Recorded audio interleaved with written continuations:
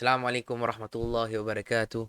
I hope everyone is well, in the best of health, in the best of states, as we enter into our next episode of The Pursuit for Me.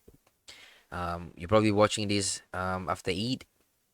For my Muslim brothers and sisters, Eid Mubarak, and hope you get the best of your Ramadan, and may we have the opportunity to meet Ramadan again. For our non-Muslim friends, hope you enjoy your holidays, and if you are meeting some of your Muslim friends, enjoy the food, enjoy the company, and yeah, let's watch on. So what we have been doing so far over this period of time is we have been looking at two books: The Qur'an Foundation, Muslim Society, and Hiding for Muslims. And in those two books, what I was attempted to share with all of us is, first, number one, to ask us, what is there such thing as the ultimate questions of life, and why is it important for us to know there's such an important that there is such an important question. And then after that, we discussed about who are claiming to be able to answer these ultimate questions of life. We looked at science as one of those claimants, and when we looked at science, we broke it down, and we saw that science was limited, and science did not have the capacity to be able to give sure and complete knowledge to answer these very important questions of life. And we looked at philosophy after that as well, and we saw that philosophy its pros and its cons, and it was also too limited to give us the ultimate questions of life. And knowing that science and philosophy is unable to give us the ultimate answer to our ultimate questions of life, I told you that there was another claimant, and that was religion. Religion is that source of how we are able to get the ultimate questions of life. But why is it so important for us to look at this? One of the most important things I believe is that purpose is a central theme to human existence. If we don't have a purpose in our life, many things will fall short. We'll see marriages break down, we see families breaking down, we see people falling down, we see people in mental illnesses, we see utter destruction in society. And all of this revolve around purpose. You see, if a human being lives with a purpose, i.e., example, like he knows, for example, like his life, at the end of his life, that he will be questioned for everything that he does. There is a pursuit for that purpose. And the purpose is to be the best version of himself. And why is it important to be the best version of yourself? Because if you do not, then what else is there? What kind of human being will we be if we live a life just following our carnal desires? We see in our society of abject immorality, we see the destruction that it has. We see children, young children, getting transitioned into different sexes.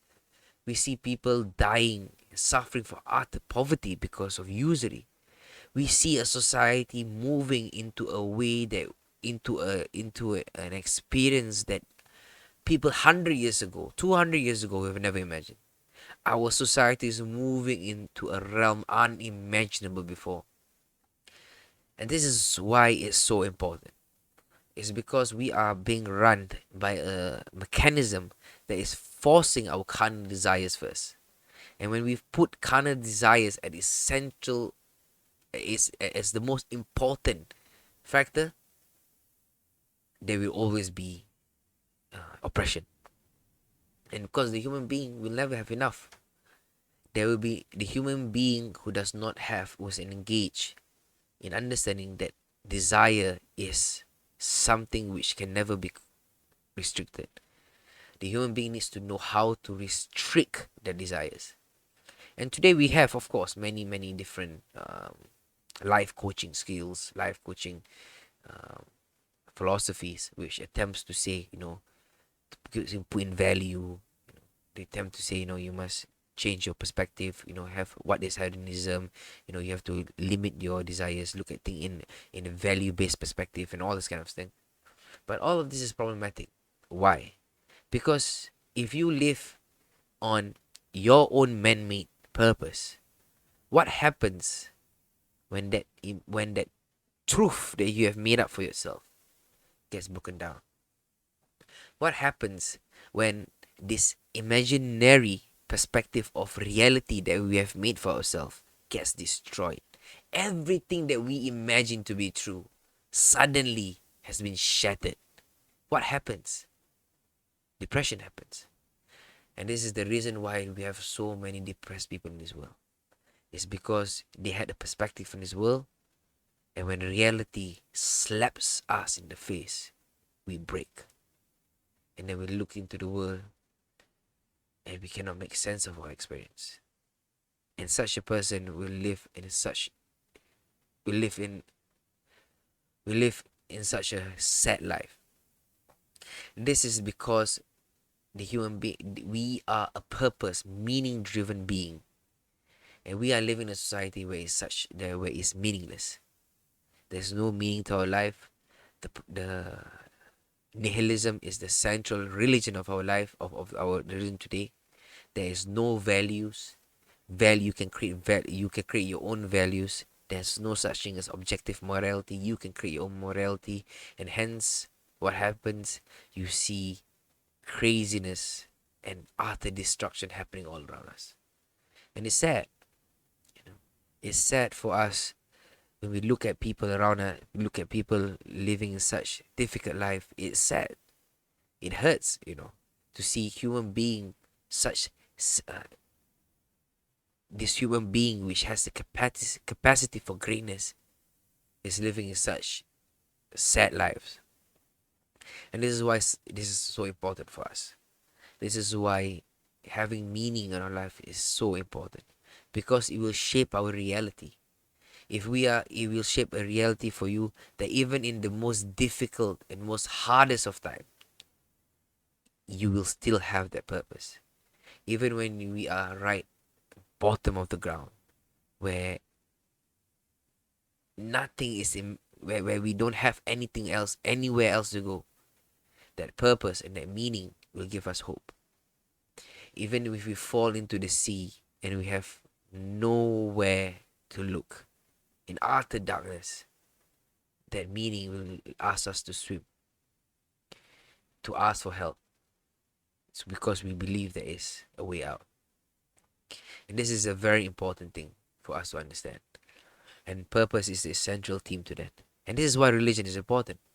This is why having religion is important. Having that, knowing that God exists is important.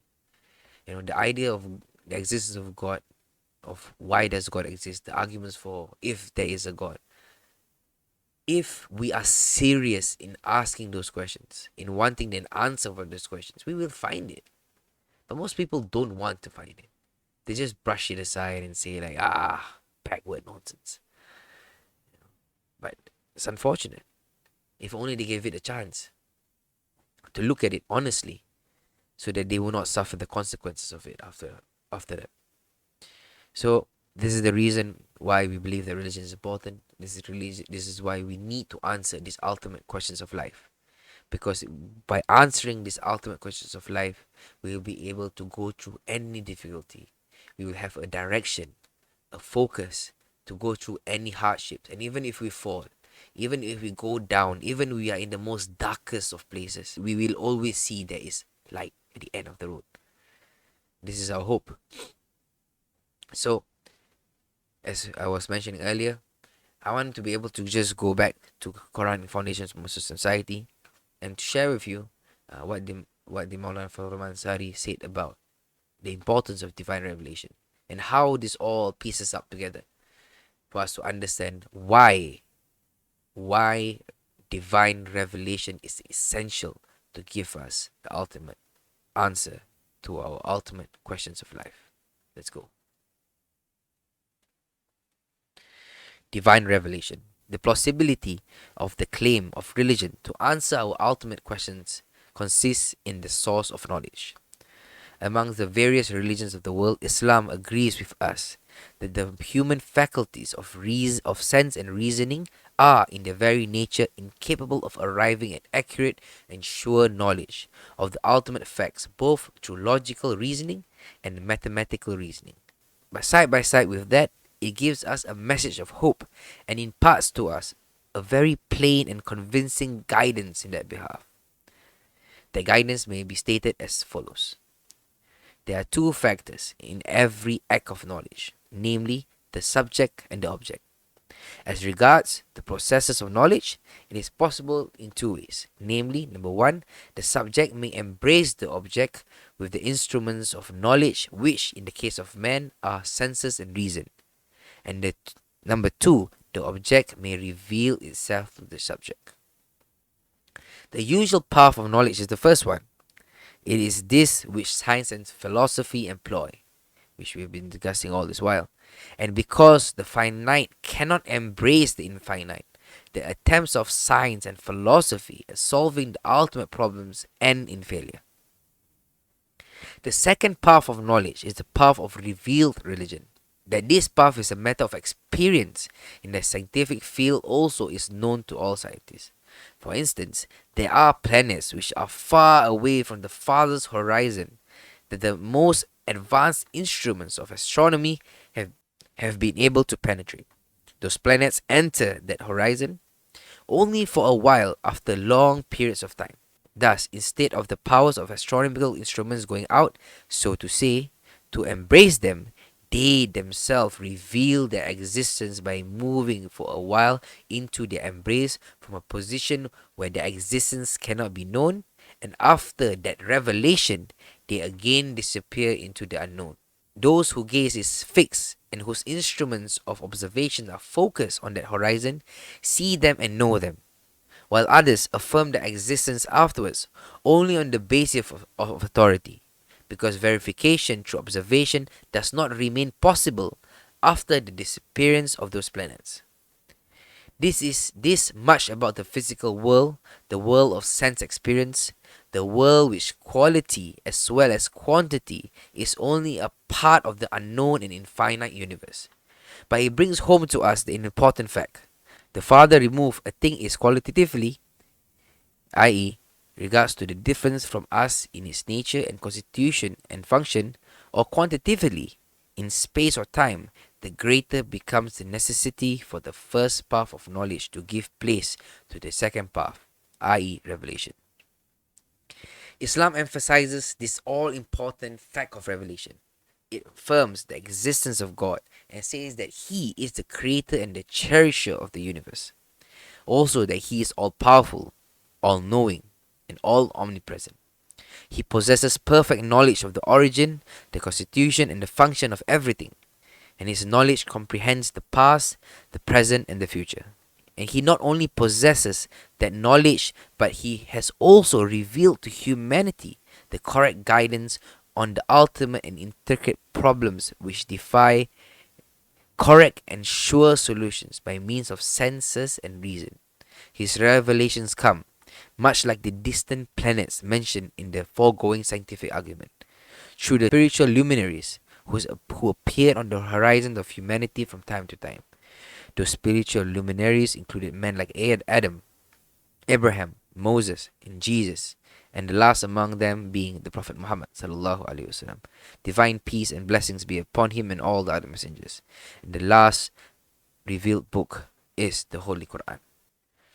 And this is a very important information for all of us. Is that there is a possibility that we are not science denier, nor we are philosophical deniers. We see both of them, and we understand both of them, and we take both of them, and we appreciate both of them. But we do not make it the be all and all.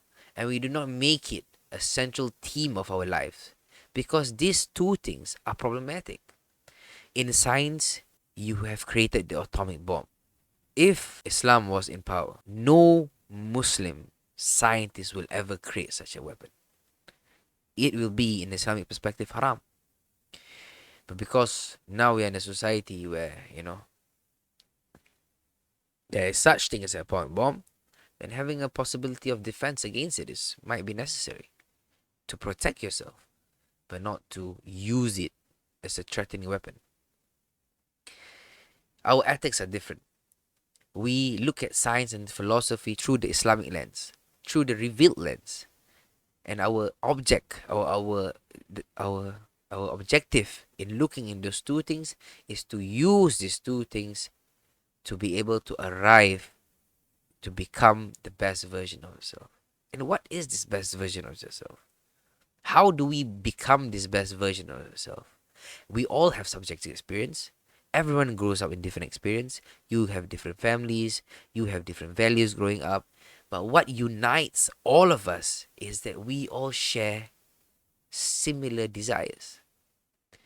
And this is why the Prophet Muhammad ﷺ is so important for us. He gave us the perspective and the understanding and the embodiment of the perfect human being.